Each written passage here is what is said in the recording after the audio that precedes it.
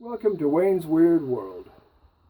Now this one is going to be a table mount, not very small.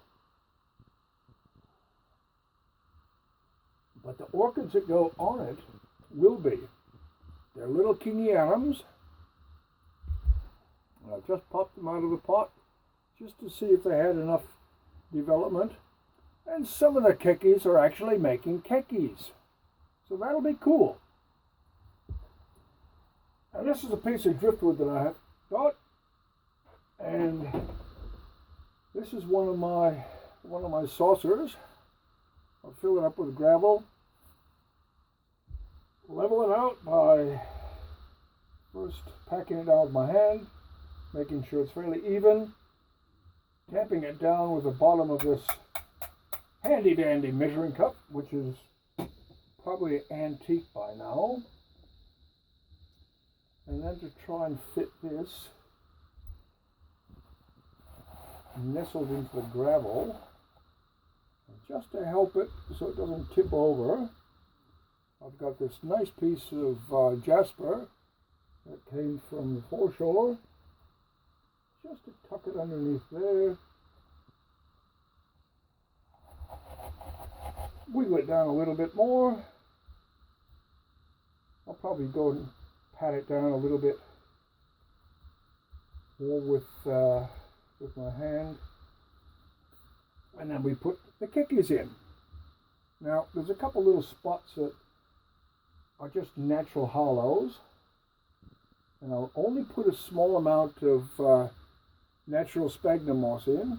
This one, I'm going to try and put that one so its keki latches on up there.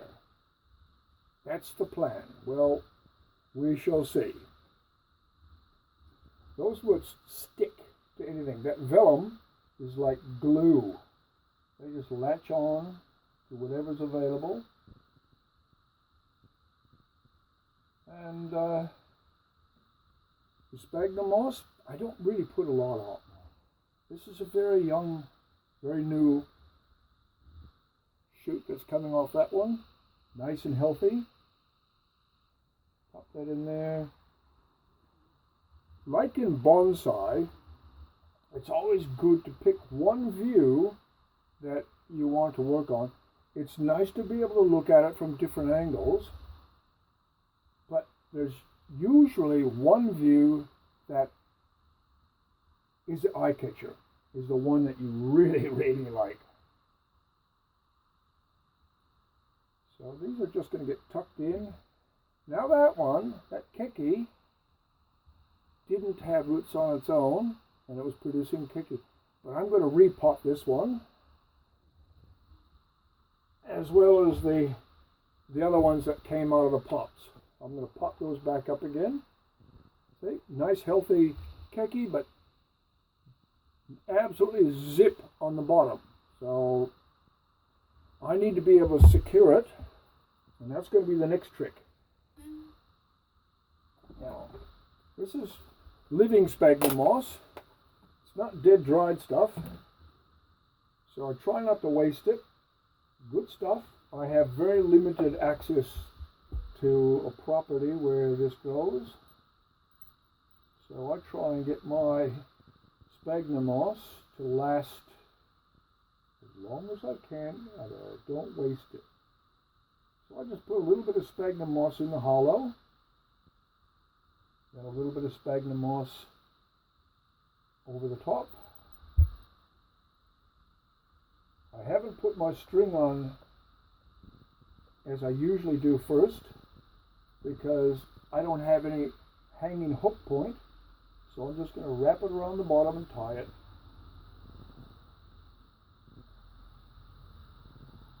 And I'll just tuck these back behind the little kekis. This is a Dendrobium that I call tiny, because I bought it from a sale. People were moving, and it had been sitting back by a fence for absolute ages. Tiny is not tiny. There's a video clip of me repotting tiny on my website or on my YouTube site. So if you really want to see how big tiny is, have a look. I could not get my arms all the way around tiny. It's a big one. But the flowers are just little itty bitty tiny pink flowers. But when it's in flower, there's lots of them. Which is why specimen plants are so special. Uh-oh, I'm going to have to start tying. Because they're just going to keep falling off until they do. Specimen plants. A lot of people say, oh, let's divide that up. Once you divide it up, that orchid becomes like any other orchid that you buy. It is no longer special.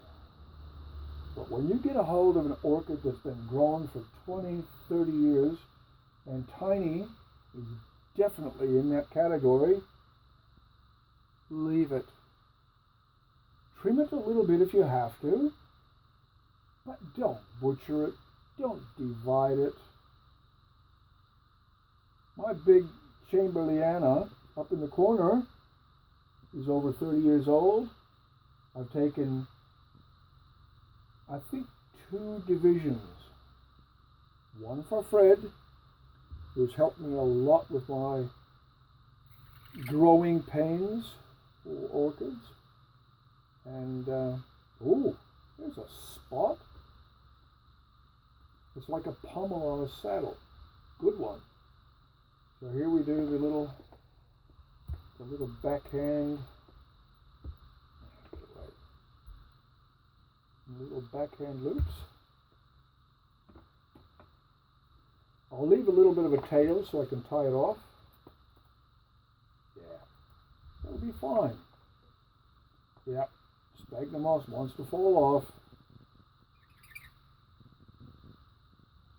And away we go. Now there's a lot of different techniques that people use for tying off.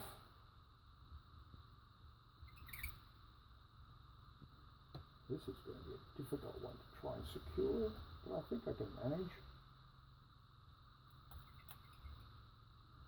There's always some little bump where you can wrap your line around.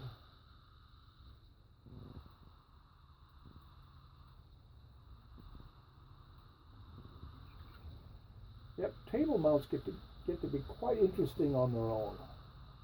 They're quite different than anything else. And when you start thinking about it, the Australian native orchids, which this one is, they don't always grow in trees. The speciosum will grow on rocky outcrops. Same with the kingianum, which is this one. And as long as there's a little bit of seepage, water running across that rock face, without them waterlogging, they do not like wet feet, which is why mounting. Oh, don't pull too hard. Which is why mounting can be such a good thing for some orchids. Actually, for quite a few of them, because you immediately eliminate the risk of waterlogging. But yes, hot, dry weather, you do need to be vigilant.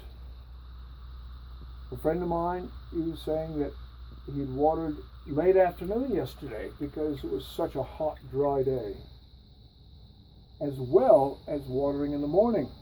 So, that's the way it is. You sometimes need to do these things. So if you're an office worker and you only get home at 8 o'clock at night and it's 6 or 7 and you want to look after your orchids, mounting may not be the best thing for you, because they just might dry out too much. Now a lot of these like to dry out. This one is one. It won't hurt it, but not for 2 or 3 days. So if you give it a good squirt when the sphagnum moss feels dry. If it feels cool, it's still wet. It's damp enough to support life. Now this is pretty rough. I'll tweak them a little bit more. But right now, I'm just going to tie this off by going around this outcrop. Get back down to that tail if I can find it. I don't have my reading glasses and the light's failing. There it is. Okay. Table mount. Not the normal way of mounting, but hey, it works and it can actually look quite good. Tiny is not your average orchid. It's huge. And oh, come on.